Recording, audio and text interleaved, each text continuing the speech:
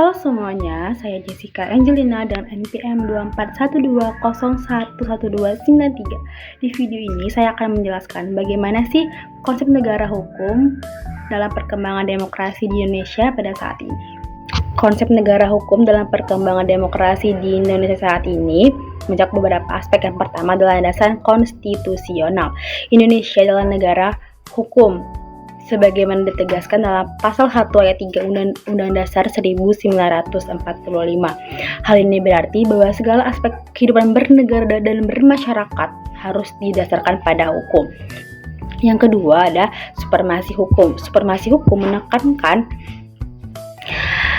bahwa hukum harus menjadi panglima dalam segala urusan. Tidak ada seorang pun yang berada di atas hukum termasuk penguasa. Hal ini berarti bahwa semua orang memiliki kedudukan yang sama di hadapan hukum atau biasa disebut dengan equality before the law. Yang ketiga ada perlindungan hak asasi manusia. Negara hukum menjamin perlindungan hak asasi manusia bagi seluruh warga negara. HAM diakui, dihormati, dan dilindungi oleh undang-undang. Perlindungan HAM ini mencakup hak-hak sipil, politik, ekonomi, sosial, dan budaya. Yang keempat ada peradilan bebas dan tidak memihak. Kekuasaan kehakiman harus bebas dan tidak memihak dalam penegakan hukum dan keadilan. Independensi peradilan sangat penting untuk menjamin bahwa hukum ditegakkan secara adil dan objektif. Yang kelima adalah negara hukum Pancasila. Konsep negara hukum di Indonesia tidak hanya mengacu pada konsep negara hukum formal, tetapi juga pada nilai-nilai Pancasila.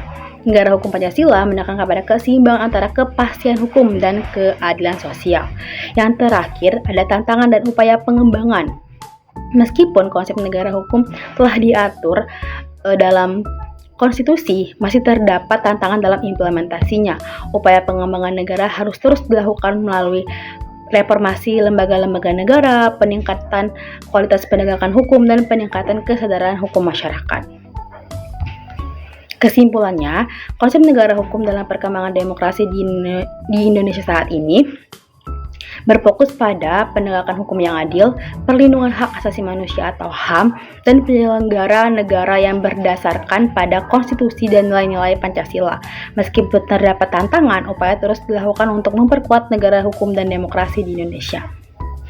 Terima kasih. Wassalamualaikum warahmatullahi wabarakatuh.